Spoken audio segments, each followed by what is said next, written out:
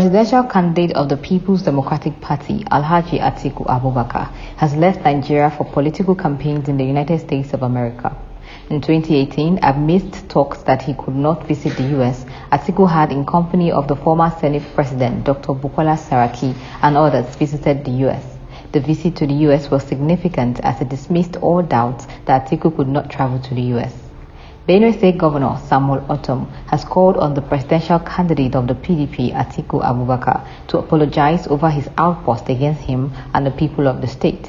The governor also told Atiku not to think that Fulani alone could make him the president. Ortom stated this when he addressed youth from the Jengbach axis who protested in solidarity with him. The chief press secretary to the Lagos State Governor, Boyega Akusile, has described the candidature of PDP governorship candidate in Lagos, Olajide Adediran, known better as Jandor, as an insult to electorates in the state. He alleged that the PDP governorship candidate remains an apprentice candidate and politician, adding that he was contesting to learn and test the water of politics. Osun State Governor Adegboyega Oyetola has approved the release of the sum of 377,120,472 naira for the payment of the fourth round of gratuity to pensioners of primary school extraction. This was disclosed in a statement obtained in Osogbo and signed by the State Head of Service, Dr. Festus Oyebade.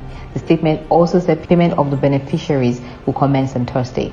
Federal High Court sitting in Umuahia, the Abia State capital, has ordered the federal government to pay the leaders of the indigenous people of Biafra, Mazi Nnamdi Kanu, the sum of 500 million as damages following his illegal abduction and human rights abuse from Kenya.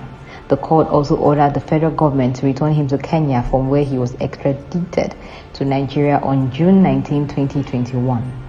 Lai Mohammed, Minister of Information and Culture, has said that the relevant authorities are in firm control of the security situation in the country.